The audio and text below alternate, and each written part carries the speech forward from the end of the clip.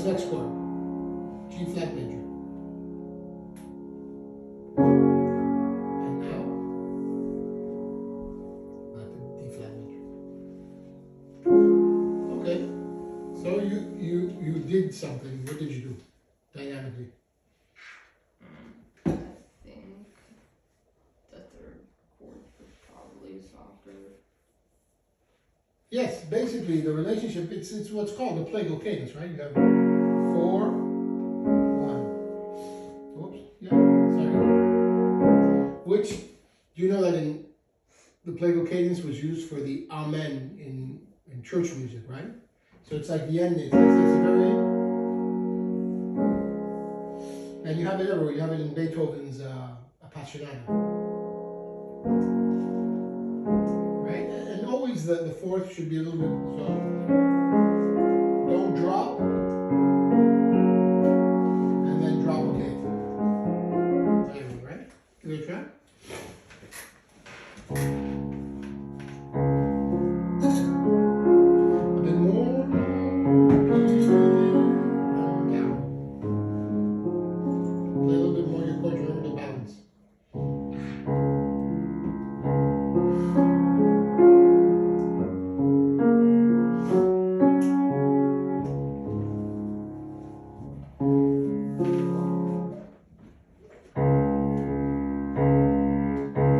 Just give me a second. Got some allergies. So practice now. Go back to the beginning and try to do it with that balance without the pause.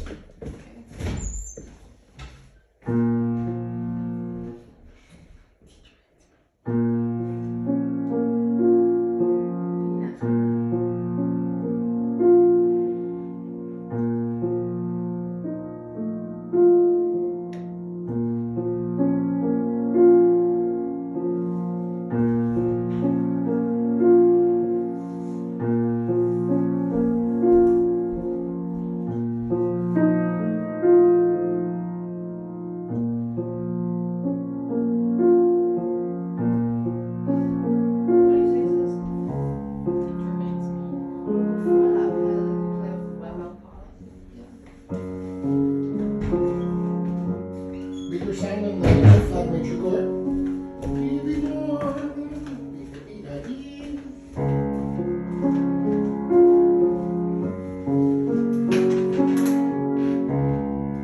That's it. Your left hand has to get the piano to resonate, right? You can't, if you play very pokey sort of individual notes, you just get this sort of flat background, right? You don't want that. You want an active, vibrating piano, right?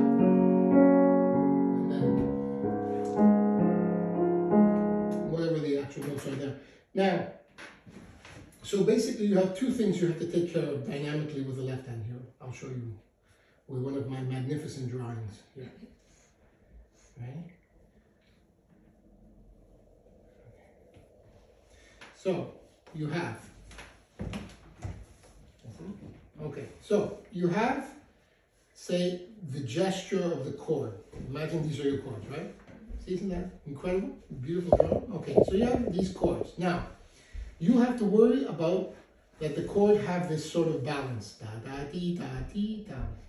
You have to try to avoid, say, for example, something like that where you accent the last note or you accent the low notes and then you don't accent, right? You want a dynamic curve that you go towards the higher notes,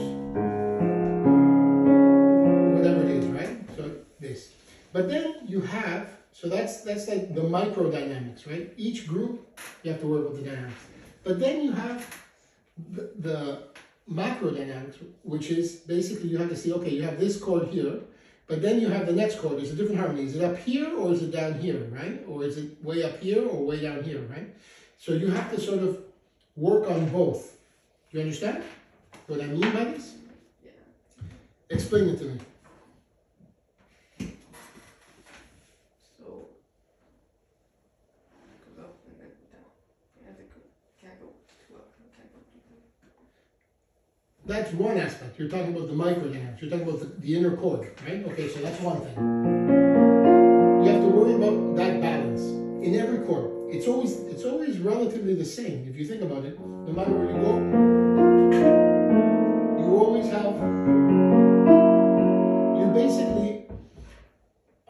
explain why in a second, but it's almost always the same in shape. Now, it could be different in amount, like in a more passionate thing, you can go more and you can do less, but the shape is always the same. But the next thing is, okay, this is B flat minor chord. This is the dominant. Okay, this has the same shape, but is it down here or is it up here? No, it should be the dominant, maybe a little bit up here, then here, then maybe the subdominant, and then it resolves. You understand? You keep this in mind and you give it this what's called the harmonic map. You basically, by paying attention to the volume this way, you give it a sense of direction, because now we're moving with a harmony. It gets a bit tense, it also gets a bit louder. It resolves and it also drops. If you resolve harmonically but you play louder, there's a bit of like dissonance there. Do you know what cognitive dissonance is? You ever heard of the word expression? Cognitive dissonance? No. It's a buzzword, it's used a lot. Cognitive dissonance is basically when you act in a way that sort of goes against something you believe in deeply. It's like a little bit of and we all have a little bit of this, right? We all tolerate things that deep down we know maybe aren't what we would like, but we sort of act that way. And this dissonance, the bigger the thing is the worse it is, right? This is musical cognitive dissonance. If you do a harmonic resolution, but you get louder, that creates something that doesn't sound right. It doesn't sound bad because you're playing the right notes, but it just doesn't work musically. See what I mean? So this is what you should work on, and this is something which is actually nice to work on, because you have to use your and picking up a little bit of speed helps, because if you go, you sort of forget about what you were doing. If you get it all in one bunch, listen to the chord and then back down. This is just, and then the other thing is, for example, when you have repeating chords. So you have, say for example, it changes to this one, and then it goes back to this one, and it repeats it again and again, right? When it repeats several times the same chord, try not to play too loud the repetitions, right? So you go, and then you just keep repeating more gentle, you change chords, and then you go back to here, it repeats. Now you have different color, maybe a higher level. More, less. This, that's a special one, right? Notice how it does major, minor, right? And then this morzano, and then you go back to your, right? And you give it shape. All of the story you're telling is your left hand, right? Your right hand's just singing this beautiful melody.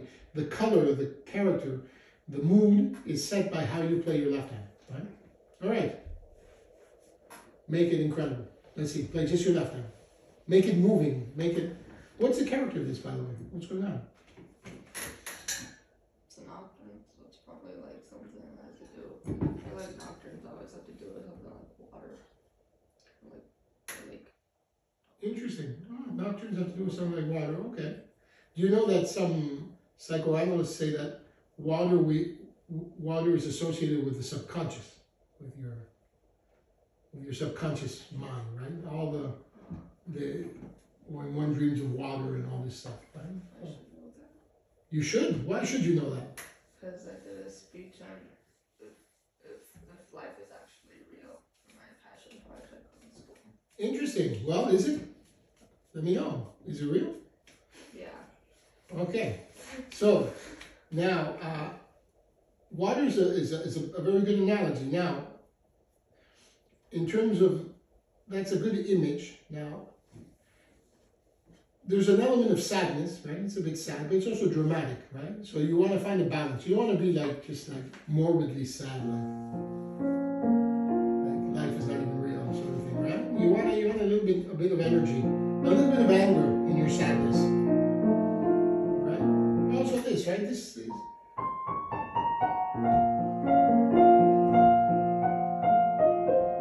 it should sound like you're telling a story, right? You don't want to keep it just statically nice.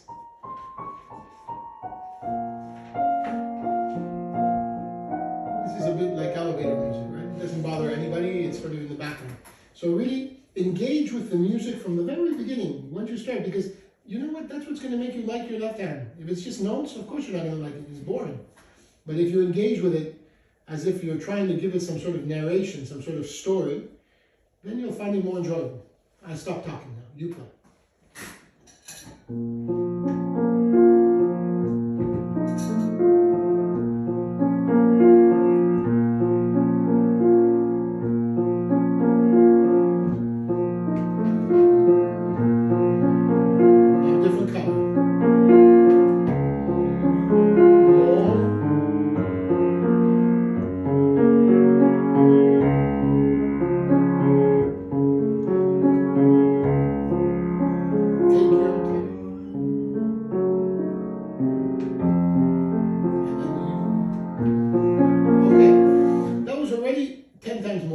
Now, what? Good. Now, didn't you think so? It sounded more interesting. Do you still find it dislike the left hand? Okay. Now, think of your left hand. One more thing, and then we'll go to the right. Don't think of it as 6 notes. 1, 2, 3, 4, 5, 6. Think of it as, imagine 2 people playing. One just plays your basses.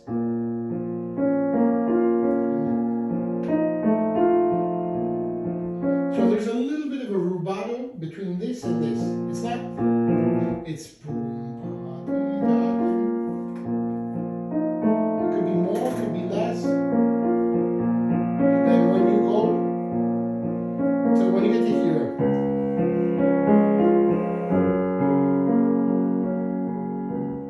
you play around with it, right? But don't feel like you have to go quickly, like to get there because it's an 8th note sort of thing, right? Just try a little bit. Try from bar 4 and 5. Just try this idea.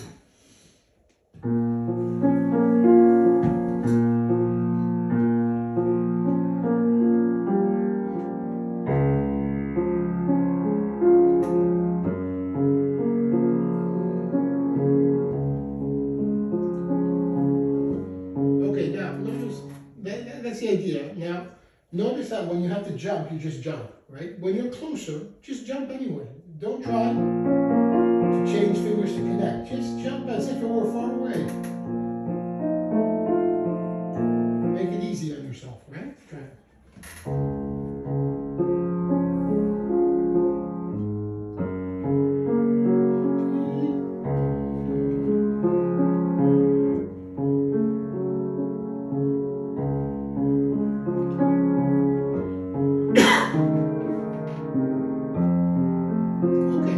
Your right hand now.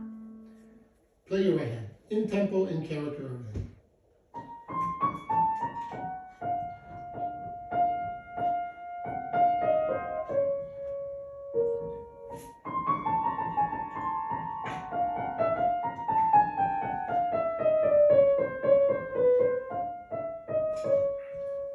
Okay. Now, there are notes that are. Have you ever heard of a musicologist called Heinrich Schenker? Have you ever heard of Schenkerian analysis? No. Well, anyways, there is a musicologist called Heinrich Schenker, and he developed a form of analysis that's called Schenkerian analysis. And basically what he did, it's very useful for like classical and romantic period music. He'd get the harmonic map, he'd get the structure of a piece, and he'd analyze, he'd say, okay, some notes are more important than others. This is a structural note. It's like in building a house, right? You know how you have load-bearing columns. If you want to, there's things you could move in a house, and other things you can't. They're structural. So he sort of found this analogy in music where certain notes are structural and other notes are less structural, more ornamental. And he'd make, if you look at his scores, he'd use bigger notes for the more structural notes, and then really tiny notes for the other ones. And so he'd get like a piece like this would have like these huge notes here, and then a whole bunch of little notes, and then another big note. And this is very good to give you an idea of what's going on. This has a little bit of this, right? Because this is a little bit of an ornament, right? Here maybe the structural note would be the B flat, and then the F, and then that's your structure here. Dee dum, dee dum. And then of course the structure would be, if I were a composer, I would do this,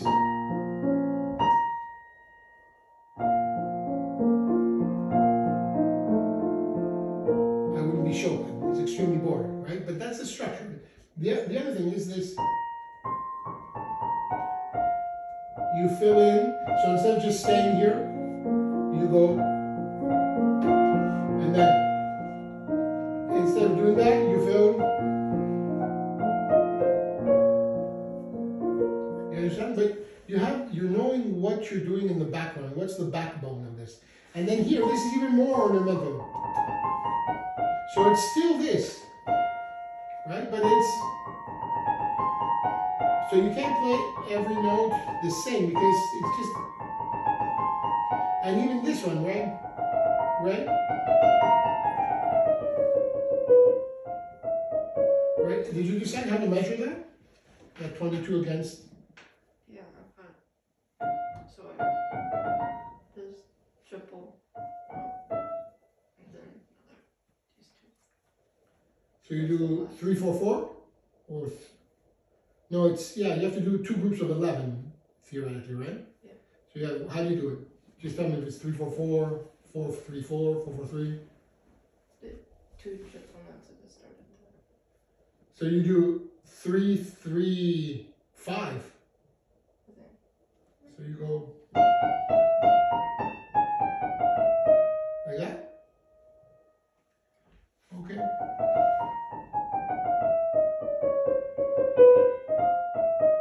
Yeah, I guess, 3, 5, 3, why did you choose that? Any reason? I don't know. I thought you said. The what? I thought you said to do that. To do 3, 3, 5? You said like the first 3 notes did triple A. Yeah. The last 3 notes was So, well, hang on.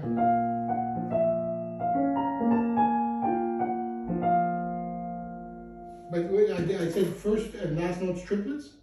I think. I don't know. I think you only said the last 3.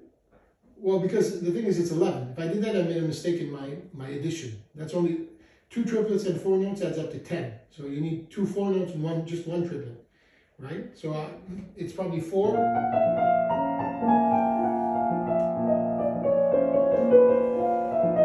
But regardless, I'm talking about something else. You can subdivide in a whole bunch of ways. You can even just look at which notes you want.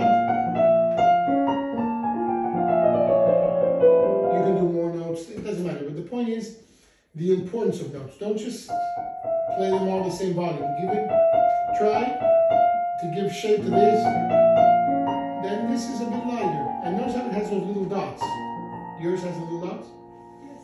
Those dots in Chopin are sort of the way he writes, very sort of almost very subtly expressive and delicate, right? So you go a bit thicker, but then keep light, and then they disappear, right? Notice how they disappear on the C. So I would maybe do there,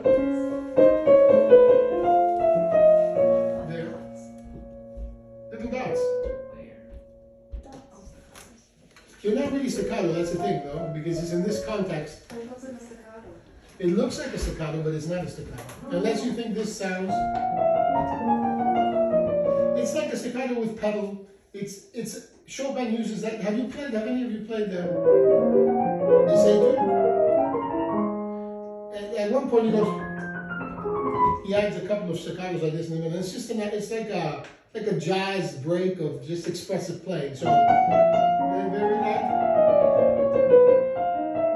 So basically the idea is a bit more intense, the gruppetto, light, the chromatic, and more intense at the end, right? Try it. Just do that right now.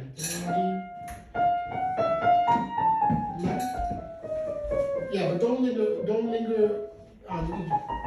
Let it flow a little bit, right?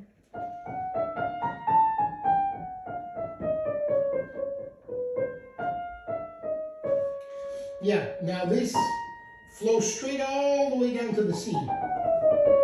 Don't linger in the middle. Go straight to here. Go straight down. That's right. This is a bit more intense, so you get to here, and then you can resolve, right? Keep going.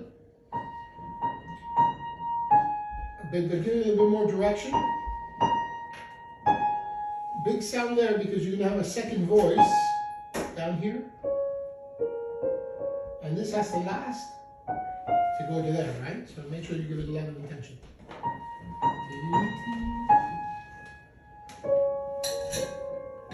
Yeah, but play all the notes.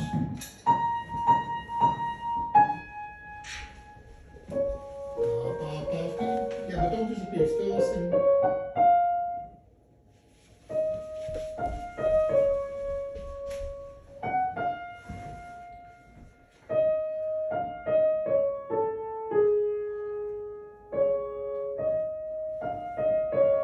Okay, now you're gonna have to give it a little bit more.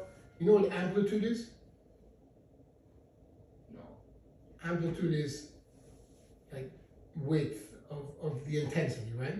You're gonna have to, it's when you're trying to give it dramatic direction, you go,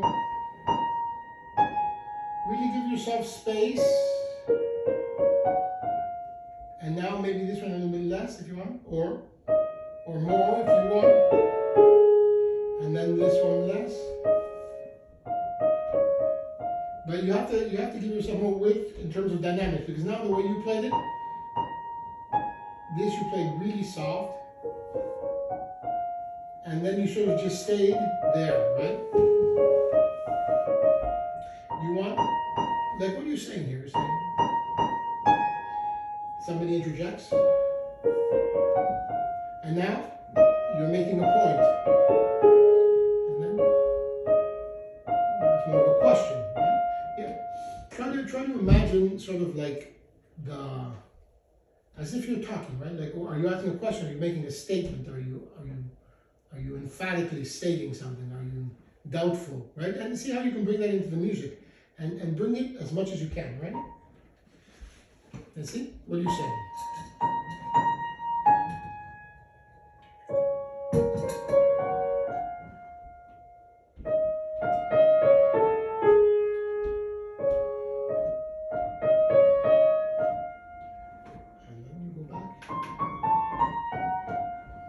Go all the way, right? Really go to that note, right?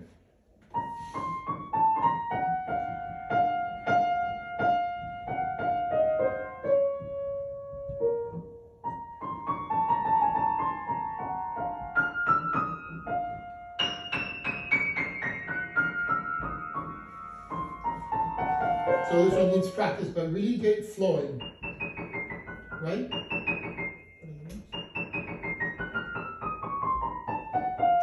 And again, only do this very light, the middle of this, and at the end, grow a little, it's like you go into a little ornament and then you come back into singing tone, right? Try it from here.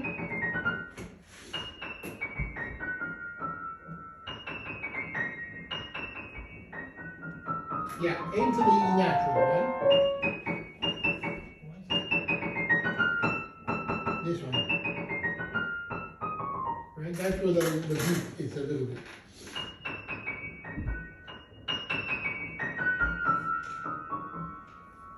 This is a perfect one for chord exercises, right? The position where you cross over. Do it a bit slower. Play it forte.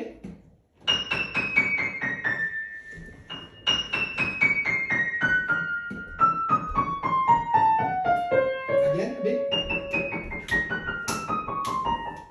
Energy. Imagine it's like fortissimo martellato. Con intensidad y pasión. Dramatic. Go.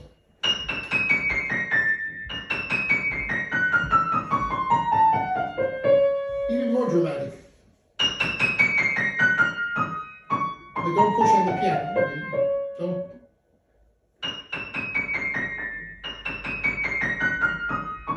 E natural, E natural. Don't forget.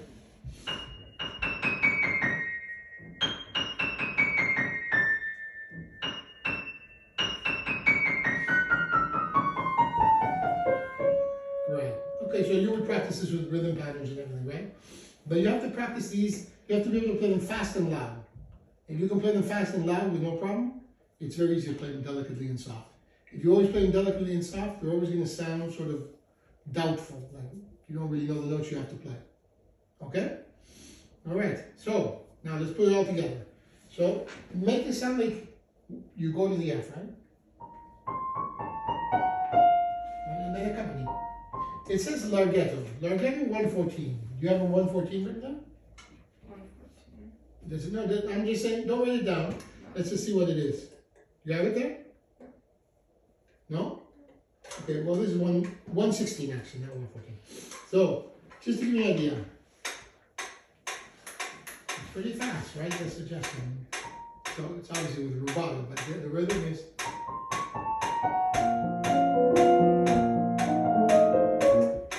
Obviously, it's a little bit fast, right? But the point is that it has to flow, right? It's not largo. Like the difference with largo and larghetto. Larghetto is not as slow as largo, right? It's slowish, but.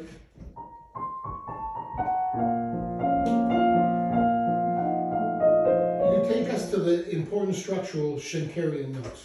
Okay, go for it.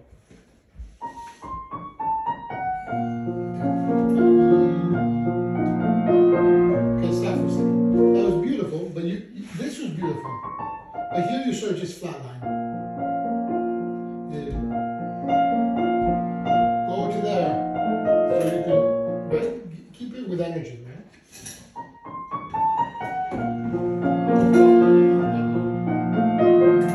Resolve, breathe.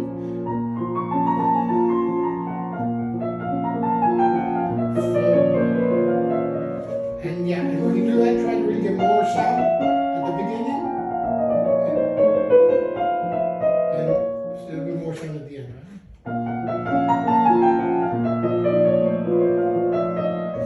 So really repeat that several times until you get a nice shape, right? It's just, and again, you're saying the same thing. You're saying bum, bum, bum, bum.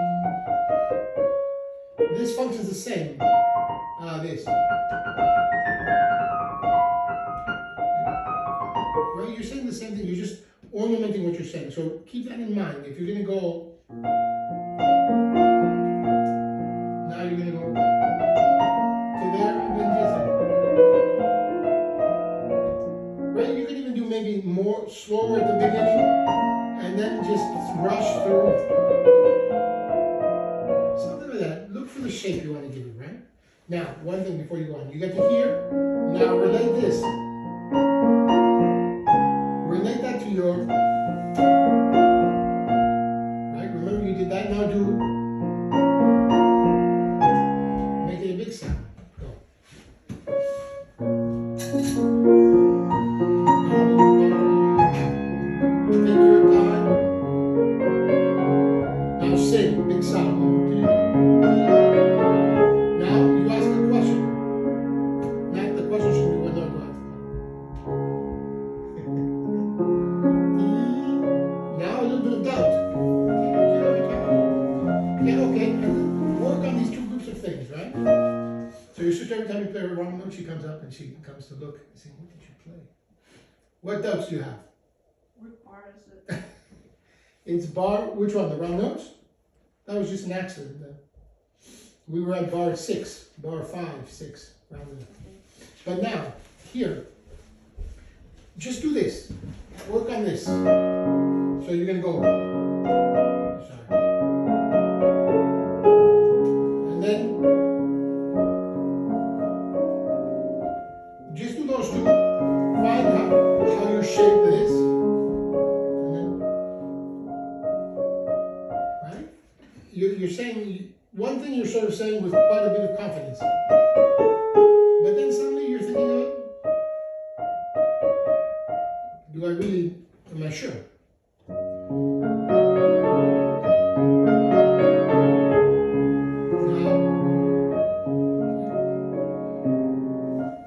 Okay, so now the general shape was nice, but now you really have to polish that, right? It's sort of a little bit wobbly. It has like, this is just like, you have to engage, as I said, with the emotional content of what you're playing, right? Especially in this kind of stuff, because what happens with this kind of music is that it's not that difficult to play.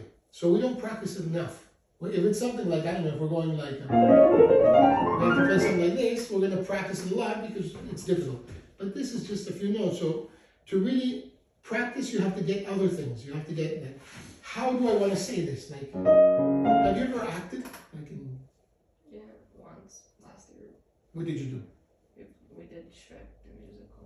Who were you? Background character. But did you talk? Yeah. You didn't have a speech? No, well they did like one, like screaming. That's it. Show me. It was like run to the corner and hide. Okay, okay, you're all right. But anyways, if you were to have to talk when you act, what an actor usually does is they repeat what they have to say many times to get the right, say I don't know, give me a phrase from Shrek. Or any phrase. It could be Shrek, it could be Shakespeare, whatever. Can't think of one. Think of your favorite saying or quote, something that caught your, one of the phrases from your essay on the reality of existence. Frequency of light equal color, says. Frequency of what? Light Oh, yeah. equal color. Frequency of, say you had to go out there, say you're this play, you're the physicist who's thinking about this, and suddenly you come out and you ask yourself this. First you say it as a statement, you're sure of it. The frequency of light appearing in the mind. Something. Well, let's move more poetic like she did. Just say frequency of light equal color. Say it. Frequency of light equal color. Now say it to me as if you're convinced. Frequency of light equal color. Now say it to me as if you're asking yourself if that's the case. Frequency of light equal color. Notice how the inflection at the end is different, right? And what an actor would do is would change all the inflection. Frequency, would they stop on frequency? Would they go frequency of light equal color? And this is sort of the thing you have to do here. It is. How do I... There's so many ways you can do that. And you just juggle it around several times and intensely, like several times in like a couple of seconds, so you get an idea. Maybe, or I don't know, play around with it. And then what you do is you start getting a clarity of how you're saying it. And you start getting this sensation that when you play, you're actually talking or singing, right? You're actually saying something. So you get used to every note you do is in some way connected to something you're trying to communicate, right? And we resist this thing because the piano is very easy to have like a typing mentality. We just move our fingers as if we're typing on a keyboard, right? It's very easy to get disconnected. As a matter of fact, a lot of people criticize the piano in its early days because they said it's like a machine. It's very disconnected from emotion. So we have to really do an effort here. So give me like frequency of light equals color. That's frequency of light equal color, right? Frequency. I don't know. You can use your imagination. Try it. Give me just those two phrases.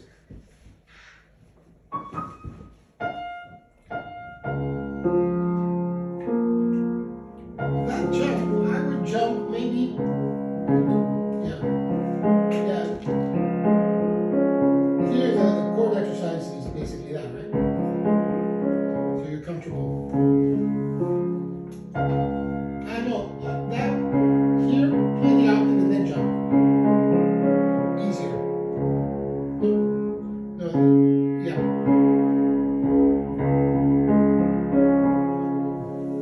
Yeah, you don't have to connect. When you can play your first note without jumping, it's better.